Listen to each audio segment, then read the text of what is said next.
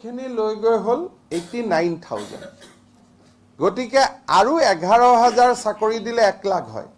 কিন্তু বিভিন্ন জায়গাত ওভাৰলেপিং থাকা কাৰণে আমি জুলাই মাহত আৰু এটা আমি এডভাৰটাইজ উলাব খুজিছো যত 22,776টা পোষ্ট থাকিব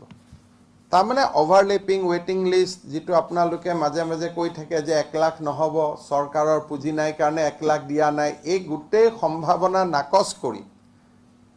কোনোবা যদি মাজত চাকৰি পাই চাকৰি এৰিও গৈছে হে গুটেই বিলাক কভাৰ কৰি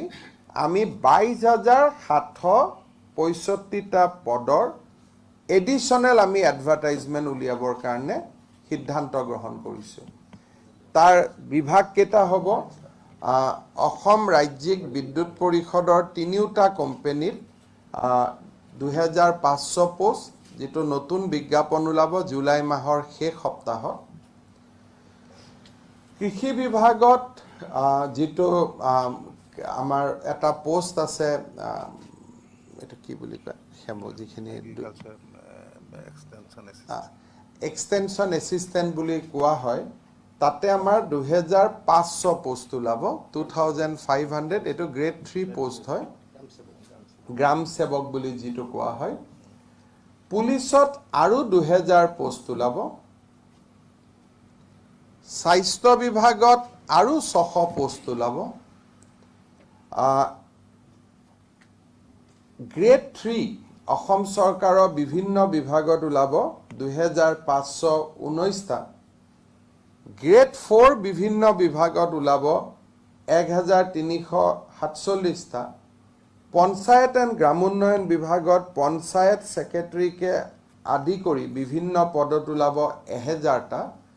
আৰু শিক্ষা বিভাগৰ 3টা ক্ষেত্ৰতে এলিমেন্টাৰী হায়াৰ সেকেন্ডাৰী আৰু হায়াৰক লৈ আৰু পোষ্ট উলাব 10,219টা তাৰমানে 1 লাখ নিযুক্তিৰ বিপৰীতে আমি 1 লাখ প্ৰায় 15,000 আমি নিযুক্তি কৰিম যাতে কোনোবা ওভাৰলেপিং ৱেটিং লিষ্ট হলেও at the end of the day it is exactly 1 lakh আৰু সেই পৰ্যায়ত আমি যাব পাৰো আজি আমি এই সাংবাদিক মেলৰ জৰিয়তে যি 44,703 গৰাকী প্ৰাৰ্থী উত্তীৰ্ণ হল তেখেতসকলক 25 তাৰিখে খানাপাৰাত নিযুক্তি পত্ৰ লবলৈ আমি